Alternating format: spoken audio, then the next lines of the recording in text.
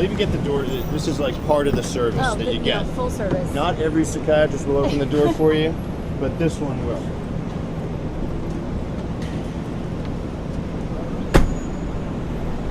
All right, so you know that I'm starting a talk show. Yes.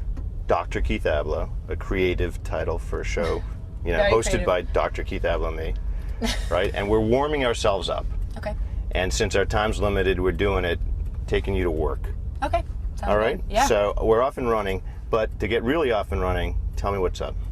Well, I have always had, everybody has issues, right? So, and I have lots of Trust them. me. Lots of them. Trust me, we could pick up anybody on the street and we'd have issues. So Right. you can tell me yours. I've heard everything there is to hear.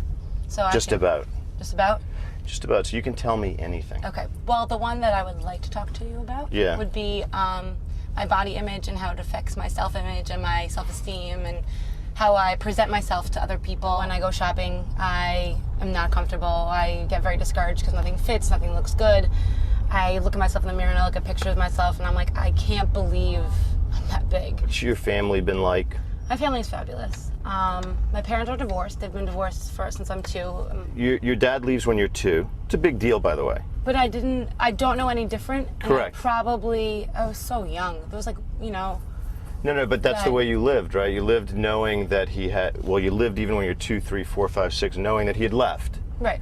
Right, and then did your mother remarry quickly? Yeah, someone you adored, or what happened? My mom got remarried when I was in kindergarten, and then got divorced. She met somebody else, and they dated for a while, and he was okay in the beginning, and then I didn't like him at all. Why? They didn't have the same interests. They didn't, it's just from very different places.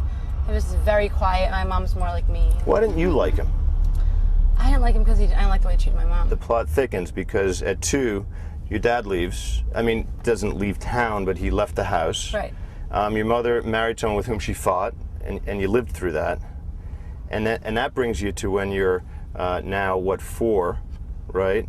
Or 5. And then for 9 years after that, or 8 or 9 years, 8 years, she's with a guy that you really can't warm up to. Say more about it. What do you... I'm gonna cry. I don't want to cry. It's all right. No, but it's, you know what? These are serious things. It's always been me and my mom. Rock.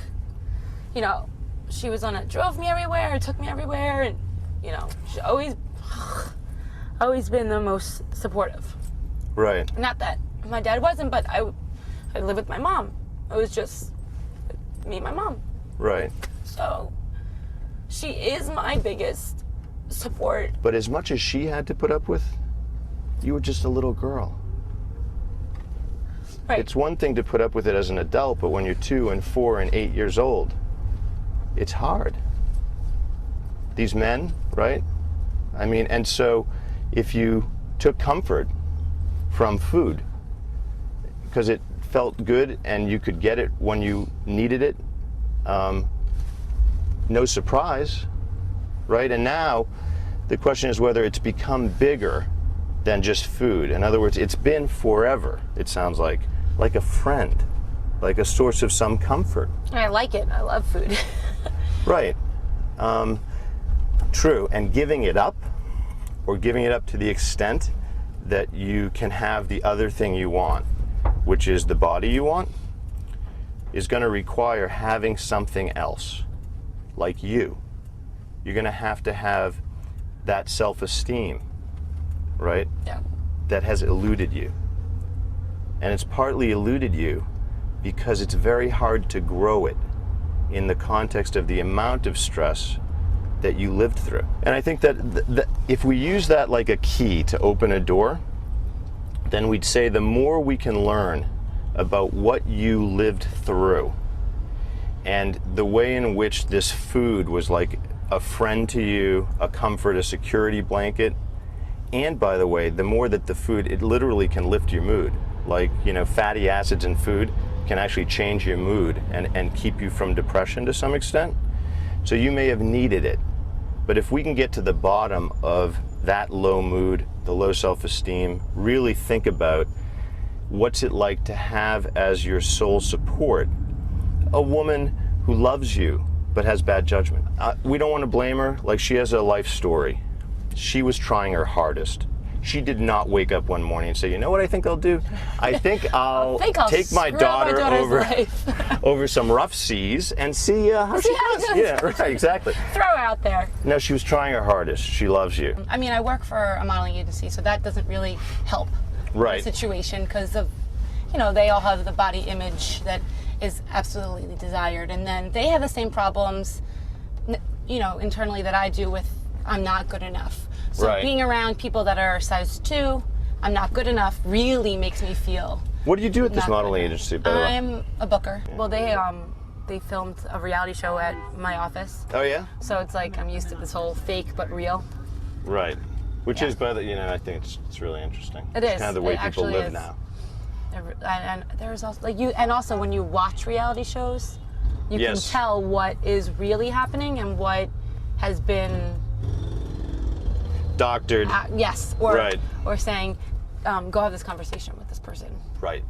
No, I think it's like pervasive, by the way, because even I admired the camera person's shirt today. Nice shirt. It's distressed.